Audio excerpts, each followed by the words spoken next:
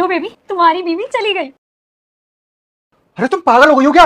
Gate के बाहर नहीं पहुंची होगी वो, तब तो तुम मेरे रूम में आ गई।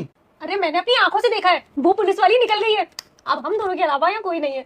तू भी ना कम पागल नहीं है। वो तो अच्छा है कि मेघा की नौकरी पुलिस में है, क्योंकि बाहर नौकरी करने जाती है।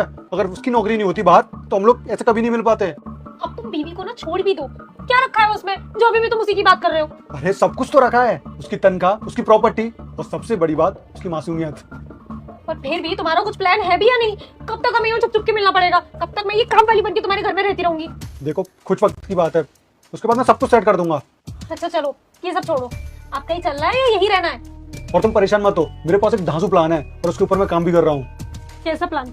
मेरा एक दोस्त है, उसने सब कुछ सेट कर दिया है। मेघा का हम करेंगे एक्सीडेंट और ड्यूटी करते में उसका एक्सीडेंट हो जाएगा, किसी को शक भी नहीं होगा और ये लगेगा कि एक रोड एक्सीडेंट है। समझ गई। और मैं भी समझ गई। घर ज्यादा गंदा हो गया है। बस बस दिव्या, अब और फर्श को साफ करने की जरूरत नहीं है, क्योंकि यहाँ पर ना मैं तुम्हारा पर्दा फाश करने के लिए आई हूँ। ये एक्टिंग ना कहीं और करना जाकर। इंस्पेक्टर मेघा लाइव रिपोर्ट कर रही है यहाँ पर तुम दोनों को। मेघा मेरी बात तो सुनो तुम। चुप। अब तुम अपनी बीवी से नहीं, एक अफसर से बात कर रहे हो। और यहाँ पर ना मैंने तुम दोनों को ना तुम्हारी काली करतूतों के साथ में सबूत सहित पकड़ा है। वो रहा एसी के ऊपर फोन, जिसको मैंने यहाँ पर फिट किया था ताकि तुम दोनों की काली करतूतों को मैं रिकॉर्ड कर सकूं और सबूत के तौर पे अच्छे से पेश कर सकूं।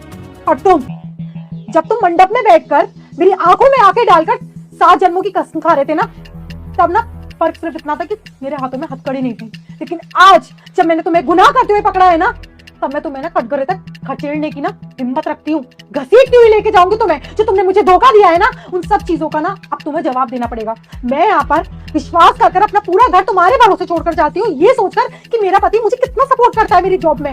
और मुझे क्या मालूम था कि मेरा पति यहाँ पर मुझे नहीं, खुद को और अपनी गर्लफ्रेंड को सपोर्ट कर रहा है। मुझे अच्छे से पता है कि यहाँ पर ये लड़की जो खड़ी हुई है ना, ये कोई और नहीं, ना ही इस घर की काम वाली है। ये सिर्फ और सिर्फ तुम्हारी गर्लफ्रेंड है, जो यहाँ पर काम वाली बनकर रह रही थी।